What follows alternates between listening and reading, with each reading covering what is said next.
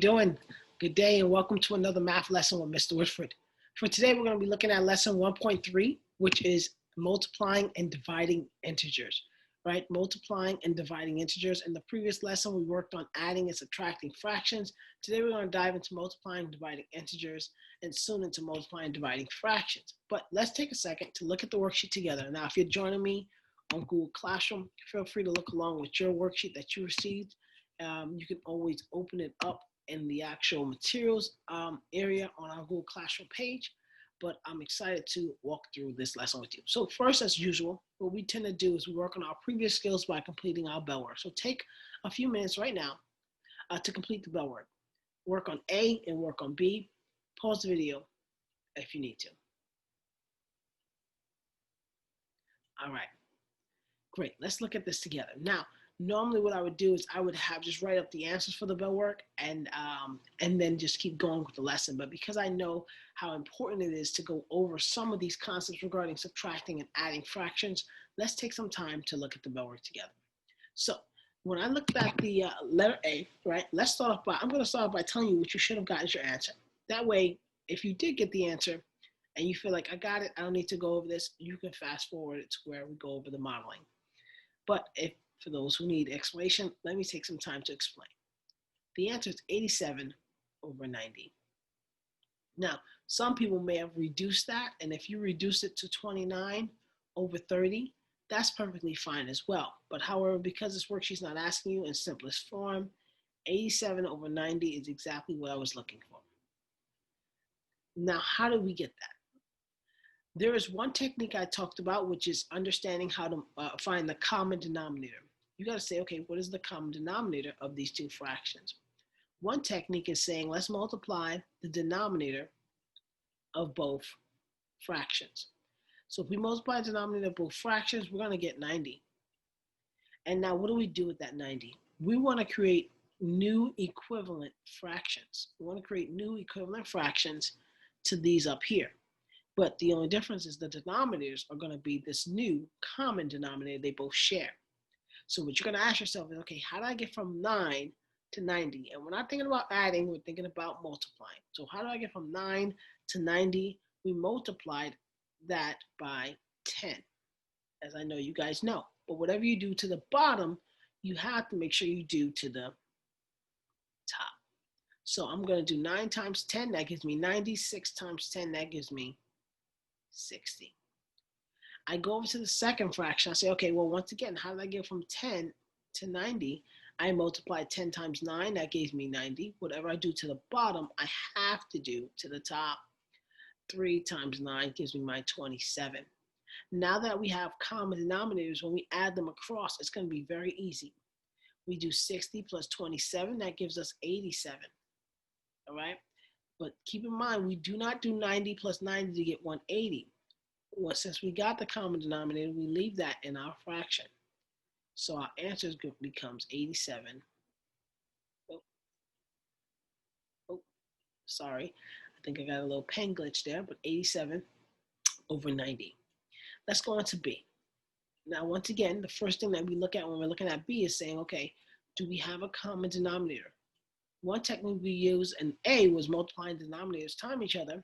Another technique is saying, okay, let's write out the multiples. 8, 16, 24, and let's stop there for now. 4, 8, 12, 16, right? And let's stop there.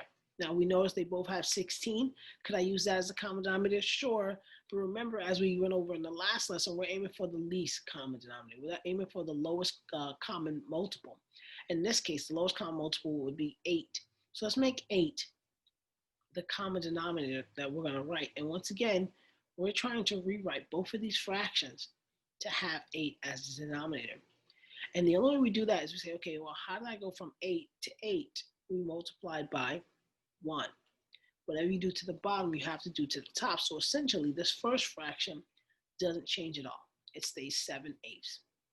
The second fraction, we say, okay, what do we do to the 4 to get to the 8? And we multiply that by 2. Multiply both of these by 2. So 4 times 2 gave us 8. 2 times 2 gives us 4. And the answer that you should have arrived at for the second bell work is you should have got 3/8 as your answer. Okay. Now, for some, I hope that helped clarify. For others, I hope that validified your answers and built up your confidence to say, wow, I know how to do this. Let's go on to work on what we're doing today. We're going to be using multiplying, dividing integers, not just 3 times 2 and simple stuff like that, but we're also going to be using variables to substitute in letters for numbers so that we can practice entering into our algebra as we will in the future. Okay, let's look at it. What are the similarities between the product and a quotient of integers? And this is our central question. I asked this question because I want you to realize that multiplication and division are inverses. They are similar, right? They have similarities. Something as simple as this, right? If I said to you guys, 3 times 4 equals 12, you would know that. But then if I said to you, well, remember, 12 divided by 3 equals 4. Do you notice how all three of these numbers are in both of these operations in addition, in multiplication and division? That's because they're inverse and they're used to help balance one another out. And I think it's important for us to recognize, wow, they have similarities in this way. Another similarity I want to point out for you guys is regarding the signs. If I take a negative, let's say -3 times -4, that'll give me a positive 12. Just like if I said, let me do -12 divided by -3, that gives me a positive 4. Now, what did you do, Mr. Woodford? Negative multiplied, right? Because this is a multiplication sign. And we should remember multiplication could be a dot, it could be parentheses, it could be the x, but we're not going to use x too much. But a negative times a negative gives us a positive. Do you see that 12 is positive? Just like a negative divided by a negative gives us a positive. Okay, so if they're both negatives in multiplication and division, you're going to get a positive. If they're opposite signs, so let's do one with opposite signs quickly. And let me use another color, just because I want to point this out, and I want to make sure you guys can see it. Let's say, for example, once again, we do -3. And let's multiply that -3 times a positive 4. That's going to give us a -12. Because 1 is negative, the answer is going to be negative. Same way if I did -12 divided by 3, that would give me a -4. Just because only 1 is negative, the answer is going to be negative, okay? So these are part of the similarities. Now, I want to talk about integers. We mentioned integers are whole numbers, not fractions or decimals. We know that if you're looking at this and you heard me say product and quotient, you're like, what is product and what does quotient mean? I don't remember. Remember, product is really just the answer to multiplication, whereas quotient is the answer to division, right? And you guys should remember difference for subtraction. You should remember sum for addition. These are all keywords that are important, but because we're talking about multiplication and division today, I want you to understand product and quotient, because we're going to be finding products and we're going to be finding quotients, okay? Let's look at the modeling. All right, I'm going to walk you through some things in the modeling I want you to pay attention to. When we look at modeling, I want you to notice that at the top where it says modeling, it says times table, right? I'm hoping that you do remember some of your times table skills. It says substitution because we're going to be substituting letters for numbers. And it also says review of Pemdas, right? Those are 3 things that is going to be key in order for you to complete this lesson. I know you was probably thinking, oh, this is going to be very easy. It's going to be 1 times 2, 3 times 2. But there's going to be a lot of other skills that I'm trying to refresh you on as we enter into this new year, okay? Let's start off with A. Now, A shouldn't be too complicated. If you remember your times tables, you should be able to tell me 8 times 3, right? If you don't know your times table, then okay, remember, you could do 8 plus 8 plus 8, which is similar to 8 times 3. Now, in this case, it's 8 times -3. So you could write 24 as your answer. But remember, that's a negative there. We have 1 positive, right? 1 positive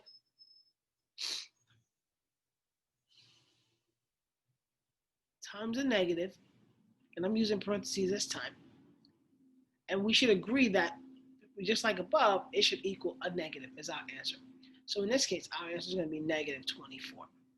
Okay? So what skill is this one working on? Remembering that if they're opposite signs, whether multiplication or division, opposite signs should give you a negative as your product or quotient. B, this one here, once again, you guys, we can all agree if we did 6 divided by 2, 6 divided by 2 should give us 3, right? It should give us 3. But here's a negative divided by a negative. Should our answer be negative 3? Let's look at the rules again. Negative, right, divided by a negative, right? I think we did one of these examples above. When Mr. Warford did a negative divided by a negative, did I get a negative as my answer? No, we get a positive, okay? And that's the same if I were to change this to multiplication there. If I did negative multiplied, and let's use parentheses again, by negative, that also would give you a positive, okay? So these are important rules to consider, and I'm just going to write over here, and this one can flip. It could be a positive on top, divided by a negative, or it could be a negative on top divided by a positive. As long as these signs here are different, your answer will be a negative, whether it's multiplication or division. Okay, so here, yes, the answer is 3. Let's circle that or put a box around it. Okay, and let's go on to C and D. Now, C and D are a little bit different. So we're going to look at substitution and the review of Pemdas a little bit here. Okay, the first thing we're saying, solve the following problem given that H is 4, U is -8, and Z is -5. So they're telling me what each one of these variables equal. So when I see an H, I can change that H to a 4. When I see a U, I can change that U to a -8. When I see a Z, I can change that to a -5. Let's look at the problem that we're facing. It says ZU over H. Now, if you remember, when it comes to multiplication, we can just write the number next to a letter. So this first part that you see at the top, ZU, that's multiplication. Those two letters are right next to each other. So if I substitute Z, let's substitute some of these letters first. -5, U, -8, and then let's put H down here, 4. Now notice I wrote this incorrectly at the top, and I wrote it incorrectly on purpose because it's very easy to think, okay, when I put in -5 and I put -8, it looks like -5 minus 8. That is not what this is indicating. So if you need to, at the bottom, you can write here, letters next to each other means multiplication. Next to each other.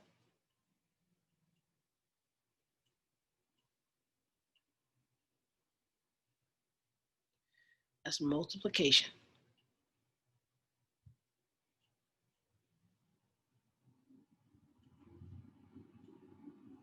Okay, and as soon as it lets me finish writing the word, we'll continue. Okay, so whenever we see letters next to each other, that indicates multiplication, right? And we'll look at that a lot more in the future, I promise. So I'm going to indicate here that this is actually multiplication by putting those parentheses that we talked about a little while ago. Okay, so now that looks a little better. Now it's saying -5 times -8 divided by 4. Let me explain again. How did we get these numbers here? We recognize that Z was -5, so I put -5 for Z. We recognize U was -8, so we put -8 for U. And we recognize H was 4. So what we did was substitute the letters there. Now, how does this now come to Pemdas? Because now we have multiplication and we have division. Which one do we do first? Right? And for some, you're thinking, well, according to Pemdas, it says M first. It says M goes first, Mr. Woodford. So we're going to do the multiplication, and then we're going to do division. Now, in this particular problem, that is true. But however, I want you to notice something about Pemdas that maybe you've learned and maybe you didn't. And I'm just going to write this over here on the side because I want you all to know that this is very, very important. When I was learning Pemdas, we did learn it as first, P, second, E, then we learned third, right, was M, and fourth was D. But that's not the case. Third is M or D. What does that mean, M or D? And then obviously fourth is A or S. Whichever one comes first is really what these are saying. Whichever one comes first, left to right. So if D comes first, then you do D first, and then you do M. If S comes first, then do S first and then do A. In this case, A is first because A is at the top. And that's one of the things you're going to see too. Well, when they're in a fraction form, Mr. Whitford, which one do you do first? Whatever's on the top. So in this case, what's on the top is multiplication. So we're going to do -5 times -8. Remember, a negative times a negative gives you a positive. So that's going to be a positive 40 on the top. And then we still have it dividing by 4. So then we go and divide. And 40 divided by 4 gives us 10. I'm going to do one more with you, and then I'm going to let you work on your independent practice as well as your homework, okay? Once again, I have to substitute some letters in here. I see C, I see E, and I see B. C is -4. I know the symbol in the middle there is a division symbol. Then I see E. E is -2. And then I see an X, which we don't see X much, but we see it now, which indicates multiplication. And then B, we substitute that in for 3. So this is what our new problem really looks like, okay? Now, once again, now we substituted correctly, every letter with the number that they told us it was. Now we're faced with the PEMDAS part of the problem. Right, what do we do first? Do we do multiplication first? Because according to PEMDAS, M goes before D? No. As I re-explained, it's M or D, whichever one comes first, left to right. So in this case, what comes first is division. So we're actually going to divide here. -4 divided by -2, a negative divided by a negative, just like up here, is going to give us a positive. So that becomes 2. I'm just going to draw 2 little arrows just to let you know what happened there. -4 divided by -2 gave us 2. I'm going to write the rest of the problem down here, and it says times 3. So that was times 3. I brought that down. So what is 2 times 3? 2 times 3, as we all know, that is 6. Now, that's a positive times a positive, and we know that's going to give us a positive answer. So our answer is a positive 6, okay? Take a second if you need to, copy down the notes, pause the video if you need to copy down the notes. But I want you to really internalize what we did. Yes, the rules are simple. You may have learned them before, but make sure you fully got them, right? Opposite signs, multiplying and dividing, is going to be a negative. Same sign is going to be positive. Then when we look at PEMDAS, regarding PEMDAS stuff, make sure you follow if it's M or D, whichever one comes first, left to right. And we're just substituting letters in here. So once you see a letter, say, okay, what did Mr. Wolford say that letter was equal to, and put it into the actual problem, substitute it into the problem. All right? I hope this was very helpful. Please go on to complete your homework as well as your independent practice. Looking forward to seeing you guys in class. Until then, have a great day.